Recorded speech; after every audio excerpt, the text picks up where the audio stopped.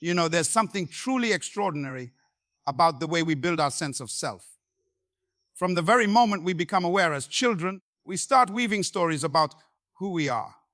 And these stories, these narratives about our identity, they become so deeply ingrained, so completely believed, that we never even question them. We accept them as absolute truth, as unshakable facts about ourselves. But here's what I want to challenge you with today. The most fundamental stories you tell yourself about who you are, the very bedrock of your identity, are lies. Not lies meant to deceive, not lies crafted with malice, but profound misunderstandings about the nature of your being. And these three lies, these three illusions, keep you trapped in cycles of limitation, suffering, and endless searching. The remarkable thing is that everyone believes these same three lies. They are universal delusions passed down through culture, reinforced by society, embedded in the very language we speak. And until you see through them, until you recognize them as the fictions they truly are, you remain imprisoned, living a life built on falsehood. So let me reveal these three lies. And as I do, watch your own reaction carefully, because the ego, the false self built on these lies, will immediately rise to defend them. It will say, no, these aren't lies. This is just reality. And that very defensive reaction is evidence of how deeply these illusions have been believed. The first lie, the foundation on which the other two rest, is the lie that you are separate, that you are a distinct, isolated entity, fundamentally divided from everything else that exists. You believe you are in here, behind your eyes, inside your skin, and the world is out there, apart from you, something to observe, something to interact with, but ultimately separate.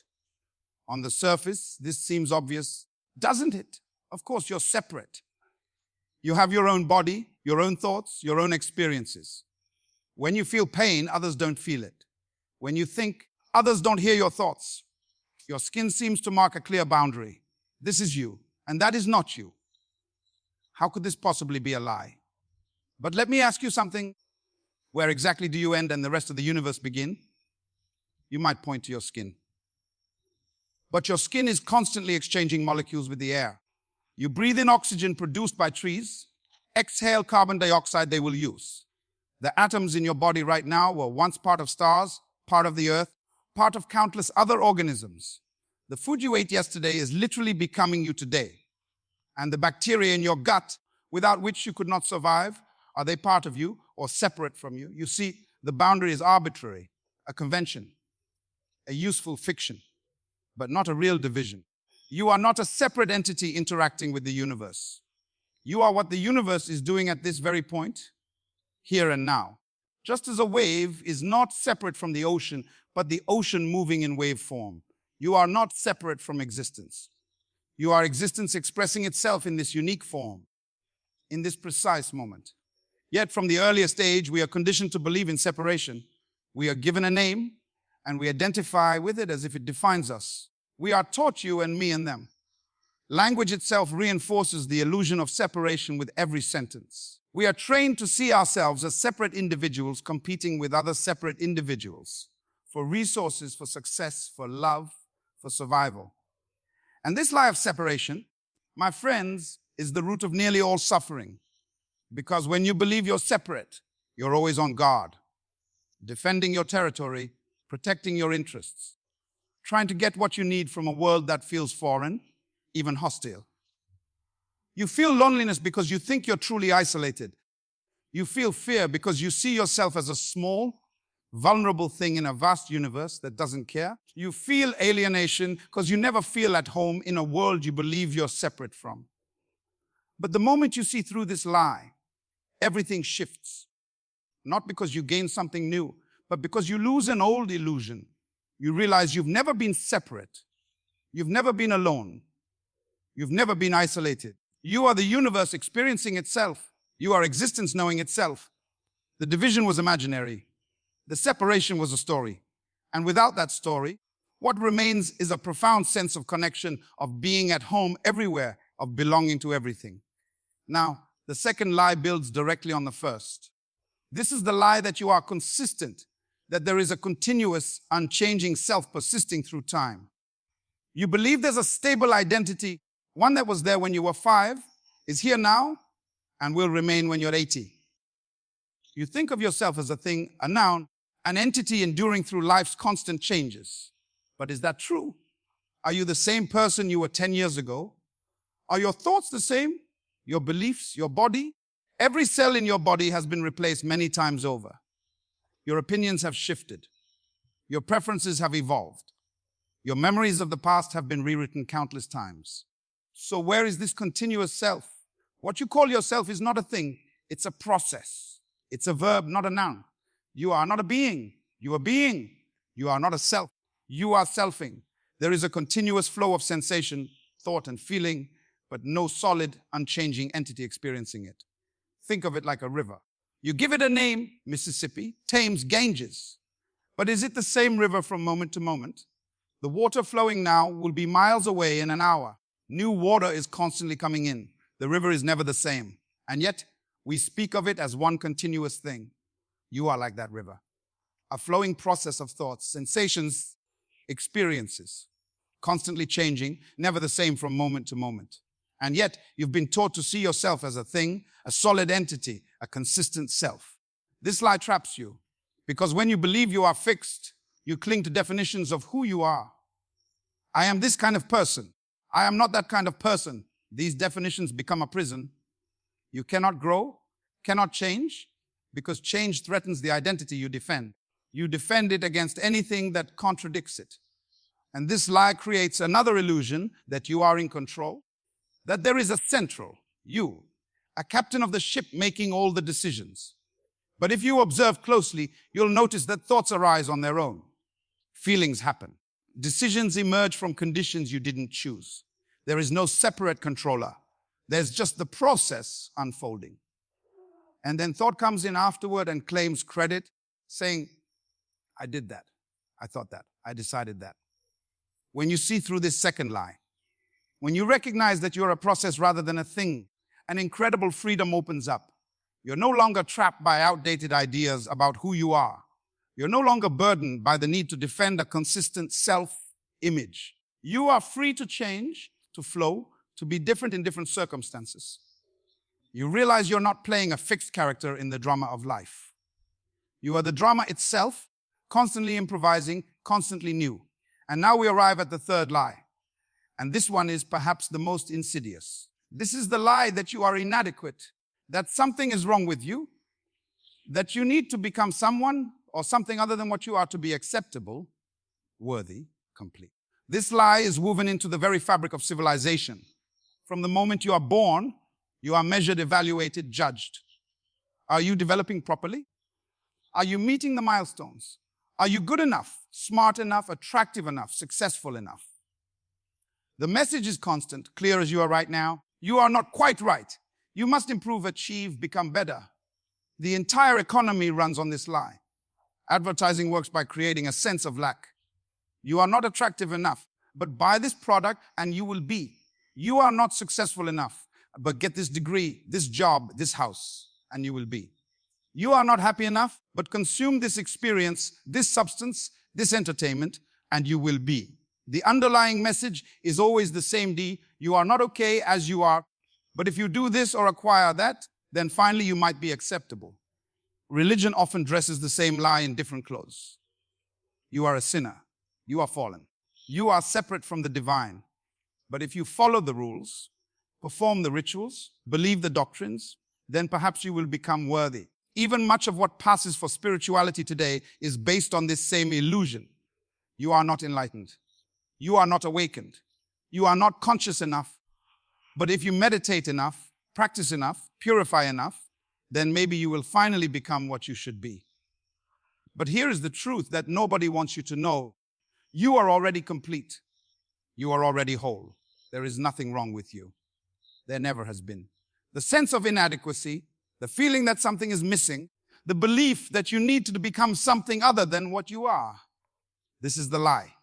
It is a fiction implanted by a society that benefits when you feel incomplete, so you keep striving, consuming, chasing.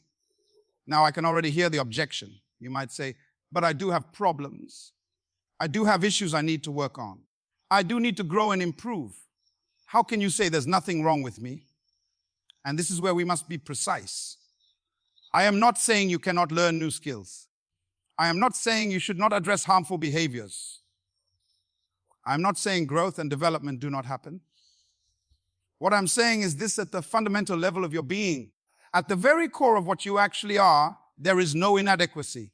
This sense that you're fundamentally flawed, that at your core you're not good enough, this is the lie. You are an expression of existence itself. You are what the universe is doing right here, right now. And existence doesn't make mistakes. A tree doesn't worry that it's not a good enough tree. A river doesn't feel inadequate about its flowing. A bird doesn't doubt its worth. They simply are completely, fully, without self-consciousness or self-doubt.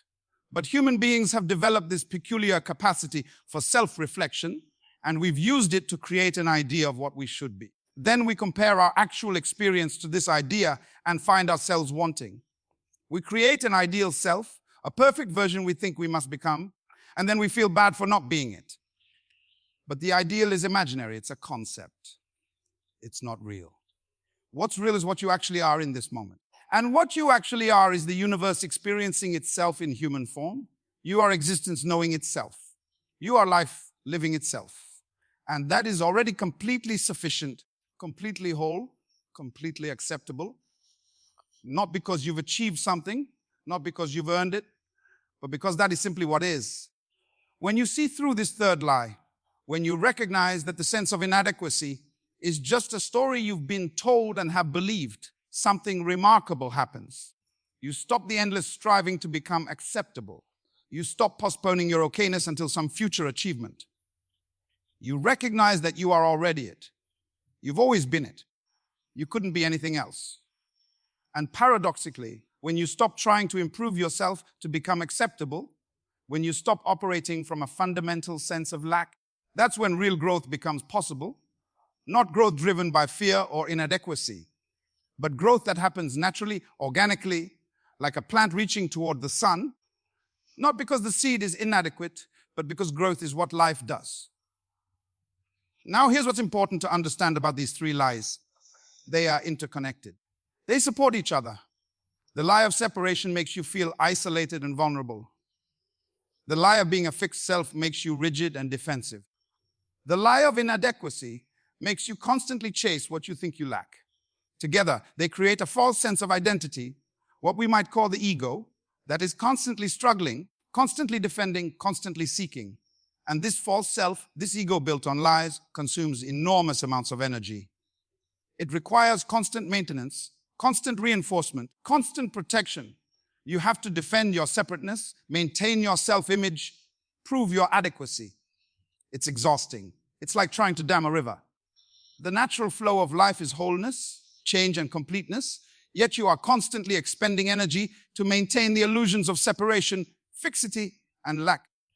And you cannot simply decide to stop believing these lies. The ego cannot enlighten itself. The false self cannot see through its own falsehood. What is required is a different kind of seeing, a shift in awareness that happens not through effort, but through relaxation. Not through becoming, but through recognizing what already is. This is why all the great spiritual traditions, beneath their different forms and languages, point to the same truth. They are all inviting you to seek through these fundamental lies. The Buddhist speaks of the illusion of the separate self. The Hindu points to recognizing your identity with Brahman, with all that is. The Taoist teaches flowing with the way things are rather than struggling against life. Jesus spoke of dying to be reborn, of losing your life to find it. They are all pointing to the same recognition. These stories you have believed about yourself, these fundamental assumptions about your nature, are not true. And when these lies are seen through, when the illusions dissolve, what remains? Not nothing, not a void, not emptiness. What remains is what has always been beneath the lies. Simple presence, pure awareness, being itself. You do not become something special. You recognize what you have always been. You do not achieve some extraordinary state. You wake up to the ordinary reality that was hidden by extraordinary delusions. Let me be practical. How do these lies operate in your daily life? And how does seeing through them change everything? Take the lie of separation. When you believe you are separate, every interaction is a transaction between isolated entities. Relationships become negotiations. You try to get what you need while protecting yourself from being hurt. There is always a subtle guardedness, a sense of standing on one side of a boundary while everyone else is on the other side. But when you see through the lie of separation, relationships transform. You recognize that you are meeting yourself in different forms. The boundary between self and other becomes transparent. There is still the appearance of separateness, different bodies, different personalities, but beneath it is the recognition of unity. Compassion becomes natural because harming another is recognized as harming yourself. Love stops being about getting something from someone and becomes about recognizing what you share. Consider the lie of being a fixed self. When you believe you are a consistent, unchanging entity, you become rigid. You defend your self-image, your reputation, your identity. Criticism threatens who you think you are. Change threatens your stability. You try to control life to protect this imagined self. But when you see through this lie, incredible flexibility opens. You can be different in different situations without feeling false. You can change your mind without betraying yourself. You can accept criticism without devastation because you are not identified with a fixed self that could be damaged. You become like water, taking the shape of any container while remaining essentially water. And the lie of inadequacy touches every aspect of your life. When you believe you are fundamentally lacking, you are always striving, always seeking, always trying to fill a void. You chase achievements hoping they will make you worthy. You pursue experiences hoping they will make you feel complete. You seek approval from others, hoping it will validate your existence. But nothing ever works because the hole you are trying to fill is imaginary. When you see through this lie, the striving stops. Not because you become lazy or passive, but because the desperate quality drops away. You still take action, still have preferences, still pursue things, but not from a place of lack. There is a sense of already being fulfilled, and actions arise from that fullness rather than from trying to fill an emptiness. Life becomes play rather than struggle. Now, I want to address something important. You might be listening and thinking, okay, I understand intellectually. I can see how these might be lies, but I still experience myself as separate, as a continuous self, as inadequate. How do I stop believing these lies? And this is the crucial point. You cannot stop believing them through an act of will. You cannot think your way out of them. Intellectual understanding is not the same as seeing through the illusion. It's like someone describing to you that the earth is round when you're standing on flat ground. You might accept it intellectually, but your direct experience still appears flat. What's needed is a different kind of looking. Not thinking about these things, but observing directly. Not believing new ideas about yourself, but questioning the old ones. Not trying to become awakened, but investigating whether you are already awake and just haven't noticed. Start with the simplest observation right now, in this moment. Are you actually experiencing separation? Or are you experiencing a unified field of awareness in which thoughts, sensations, and perceptions appear? Don't think about it, just look. Is there actually a separate you experiencing these things, or is there just experiencing happening? Look at this thing you call yourself. Can you actually find it? Where is it? Is it your body? But your body is constantly changing. Is it your thoughts? But thoughts come and go. Is it your memories? But memories are constantly being revised. What is this self you are so sure exists as a continuous entity? And this sense of inadequacy, where does it come from? Is it actually in your direct experience right now? Or is it a thought about yourself, a story you're telling, a comparison you're making? When you are fully absorbed in something, completely present, is there any sense of inadequacy? Or does it only appear when you step back and start evaluating yourself? This investigation is not about reaching a conclusion. It's about looking so directly at your experience that the lies become obvious. It's like looking at an optical illusion. Once you see how it works, you cannot unsee it. You might still see the illusion, but you are no longer fooled by it. And here's the beautiful thing.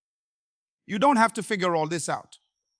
You don't have to become someone who has seen through the lies. The seeing happens on its own when the conditions are right. Your job is not to achieve some state of enlightenment. Your job is to stop reinforcing the lies, to stop compulsively thinking the thoughts that maintain the illusion of separation, fixity, and inadequacy. Every time you notice yourself defending your separate identity, pause. Every time you catch yourself trying to maintain a consistent self-image, pause. Every time you feel that fundamental sense of not being enough, pause. Don't try to fix it. Don't try to change anything. Just notice. Just see what is actually happening. The lies are maintained by unconsciousness. They persist because you believe them without questioning. But the moment you bring awareness to them, the moment you actually look directly at the assumption rather than through it, something shifts. Not because you've done anything, but because light has been shown on what was hidden in darkness. This is why all the great spiritual teachings emphasize presence, awareness, consciousness, not as something to achieve, but as something to recognize. You are already aware. You are already conscious. You are already present. Yet you have been so focused on the content of awareness, so caught up in the story, that you have forgotten the awareness itself. And awareness is what you actually are, not the objects of awareness, not the thoughts, feelings, and sensations, but the awareness in which all of these appear. Awareness is not separate, it is not fixed, it is not inadequate. These qualities belong to the objects appearing in awareness, not to awareness itself. When you rest as awareness rather than as the character in the story, the three lies are naturally seen through. There is no separation because awareness is the space in which everything appears. There is no fixed self because awareness is not a thing, but the capacity for things to appear. There is no inadequacy because awareness lacks nothing. It is already the fullness in which everything exists. I want to be very clear. I am not asking you to believe any of this. Don't take my word for it. Don't make this a new set of beliefs to replace the old ones. That would be substituting one lie for another. Instead, investigate. Look at your own experience. Question the assumptions you have been operating under your entire life. The three lies everyone believes about themselves, separation, fixity, and inadequacy, are not personal failings. They are part of the human condition built into the structure of thought and language. Everyone is subject to them until they are seen through. There is no blame, no fault. There is simply the possibility of waking up from the dream, of seeing through the story, of recognizing what you have always been beneath the layers of belief. And when that recognition happens, life does not stop. You do not float off into some detached state. The person continues, the body continues, the mind continues, but the identification shifts. You are no longer imprisoned by the false sense of self. You are free to be human without believing you are only human. Free to have an identity without being trapped by it. Free to engage with life without the desperate quality that comes from believing you are inadequate. This is the liberation available to every human being, not some special state for special people, but the simple recognition of what has always been true, hidden beneath the three lies everyone believes. And that recognition is available right now, in this very moment, if you are willing to question what you have always assumed to be true about yourself. Thank you.